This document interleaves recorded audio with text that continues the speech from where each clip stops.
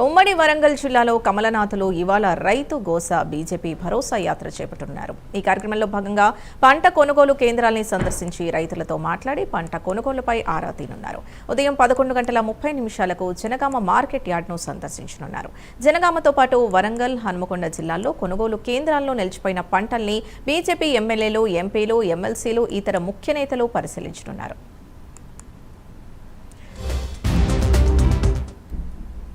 మరింత సమాచారం కరెస్పాండెంట్ నాగేంద్ర అందిస్తారు. నాగేంద్ర, చెప్పండి.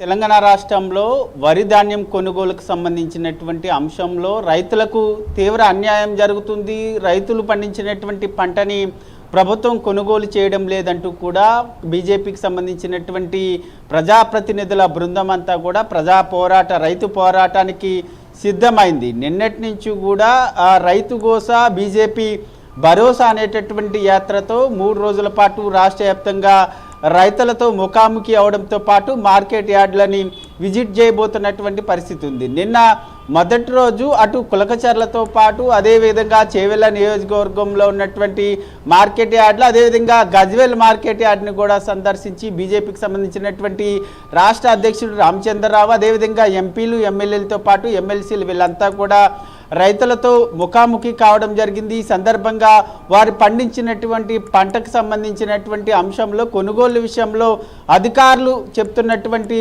వాస్తవాలు ఏంది, ముఖ్యంగా పంట పండించి ఎన్ని రోజులైంది, ఇప్పటి వరకు ఎందుకు అమ్ముడుపోలేదనేటటువంటి అంశాలతో పాటు రైతుల ఇబ్బందులను తెలుసుకునేటటువంటి ప్రయత్నం చేస్తున్నారు. నిన్న మొదటి రోజు ఆ విధంగా కంప్లీట్ అయితే ఈరోజు రెండవ రోజు 11 గంటల నుంచి కూడా ఉమ్మడి వరంగల్ జిల్లాతో పాటు అదేవిధంగా భువనగిరిలో ఉన్నటువంటి మార్కెట్ యార్డులను విజిట్ చేయడంతో పాటు అదేవిధంగా పంట కొనుగోలు చేయకుండా ఉన్నటువంటి కొనుగోలు కేంద్రాలని విజిట్ చేయబోతున్నటువంటి పరిస్థితి ఉంది. ఈరోజు ఉదయం 11 గంటలకి అటు భువనగిరి మార్కెట్ యార్డ్తో పాటు అదేవిధంగా జనగాంకి సంబంధించినటువంటి మార్కెట్ యార్డులను విజిట్ చేయబోతున్నారు. అక్కడ ఉన్నటువంటి రైతుల సమస్యలను తెలుసుకోబోతున్నారు. అనంతరం అక్కడ ఉన్నటువంటి ఆలేరుకు సంబంధించినటువంటి రైతులతో ముఖాముఖి అవుతారు. అనంతరం వరంగల్ జిల్లాకు సంబంధించి వరంగల్లో ఉన్నటువంటి రైతులతో ఫీల్డ్ విజిట్ చేయడంతో పాటు రైతులు ఎదుర్కొంటున్నటువంటి సమస్యలు, పంటకు సంబంధించినటువంటి తరుగు, అదేవిధంగా దళారుల మధ్య నలుగుబోతున్నటువంటి అంశానికి సంబంధించి రైతులను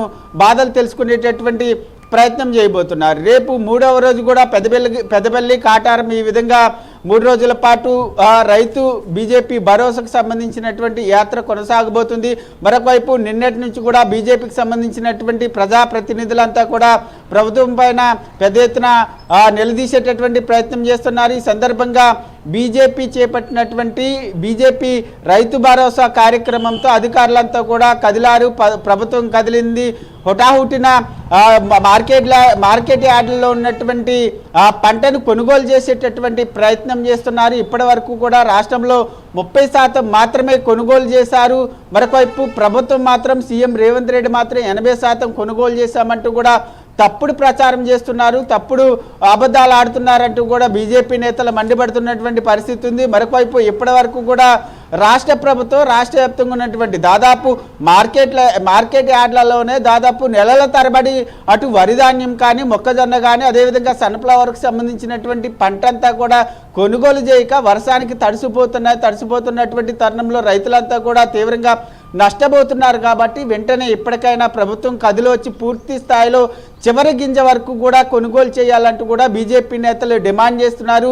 రైతులు పండించినటువంటి చివరి గింజ వరకు కొనుగోలు చేసే వరకు కూడా బీజేపీ పోరాటం కొనసాగుతుందంటూ కూడా బీజేపీ నేతలు చెప్తున్నటువంటి పరిస్థితి ఉంది. మొత్తానికైతే ఈరోజు ఉమ్మడి వరంగల్తో పాటు భువనగిరిలో బీజేపీకి సంబంధించినటువంటి రైతు భరోసా యాత్ర కొనసాగబోతుందని చెప్పాలి. Sindhu. Right, thank you Nagendra.